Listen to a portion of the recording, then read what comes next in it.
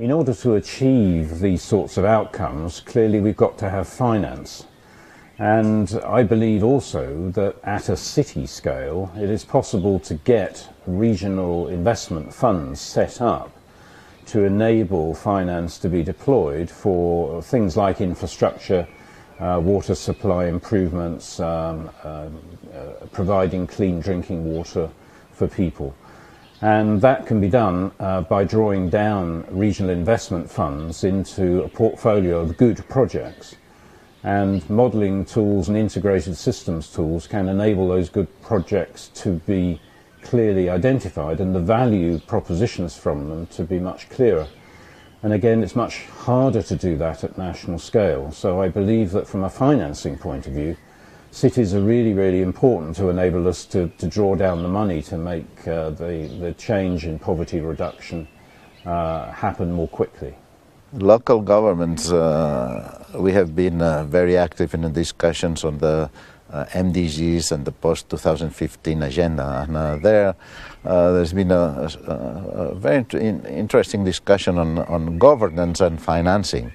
I think that when we look at governance, most of the issues that cities are facing need a kind of coordination. We have called that in the post-2015 discussions a global partnership. We know that there are a lot of problems at the global level, and that we have to get together at the global level institutions, the UN and all the global institutions, together with the national states and also the rest of governments, that we call it the governments of proximity. And this is a big issue. This governance has also to include the partnership with the private sector and civil society. That's the only way that we can approach governance. And we need this governance at the global level, a global partnership that is being built right now through these MDGs and SDGs and all these new subjects that we are discussing.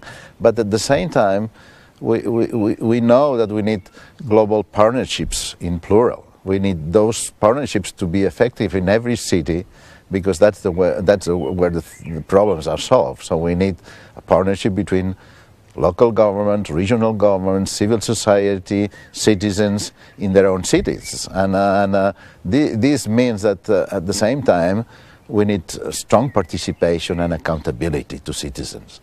And the accountability is for everybody, not only for local governments, for regional government, for national government, for global institutions as well. This is not an easy thing to do sometimes, but it's a very important control by citizens of what is going on. And related to that is also the discussion of financing. I sometimes prefer to put the discussion on terms of resources, because sometimes we forget that there are human resources as well. So I think that our society has been too biased on finances, and maybe one of the things we have to do is to make sure that globally we have a fair system of finances, which I'm not sure that we have that, and we have unregulated the financial system, and he has taken over the reality of the day-to-day and the real economy. So I think that sometimes we are forgetting that there are other ways of solving the problem than just financial resources. Say that, I must say that we are always pushing for finances going to where they need to be. And I think that globally there is still a strong need for decentralization of finances and for making sure that local and regional governments that are responsible of solving many of the problems of the citizens, they should have enough financing to solve their problems. If you walk in the cities, you see fragments of the history of the city, and with their flavors, their memories, their messages. So it really is the identity of the societies, of the citizens that live there. And precisely because of that, culture could also be a major driver of a positive transformation of an urban environment. And I think that's what is fascinating about it, and that's what we see that as a positive thing in many of the cities that are now embarking on transformation. So for a long time, I think everyone in the world basically thought that the cities and the rural areas were completely separated. But what we now are becoming more and more aware of is that the cities and their surrounding rural regions are inextricably linked. I'll say it again so you have it right. So what we see now is that cities and their surrounding rural regions are inextricably linked. So we have to think about the ecology of the entire region, having cities that are sustainable within themselves in terms of lots of green space, functioning water systems, etc.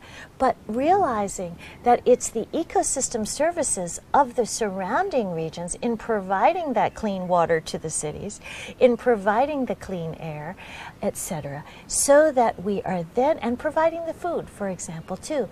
All of these systems are actually then integrated into one ecological whole.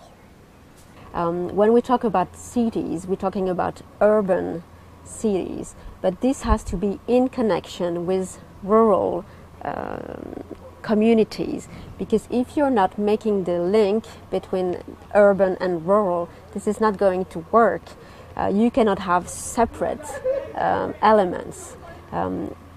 Taking the example of energy, we are really looking for, as I've mentioned, social inclusion, creating jobs at local level, and what we are trying to do is also to focus on generating low carbon energy, but we are also working downstream, which means we are talking about energy efficiency and new use of energy and maybe electricity, such as for cars. So if we are not going to a more balanced, centralized and decentralized system between urban and rural, this won't work. And we are currently working on local energy loops that are then linked to a more centralized system. But we need those small systems aside so that all the territories, all the communities, the local communities are being covered and integrated in this whole system and planning.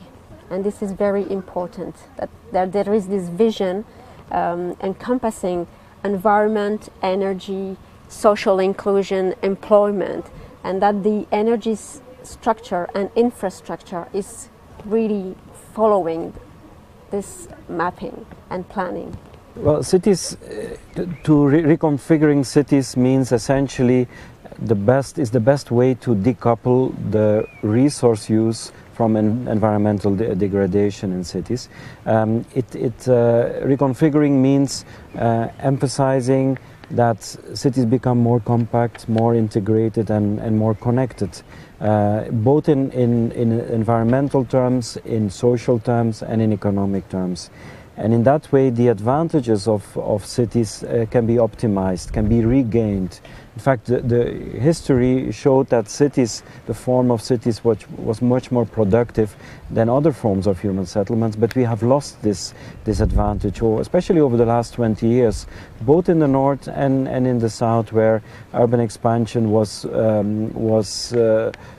done in a sprawled manner, in a way whereby the urban advantages were basically lost.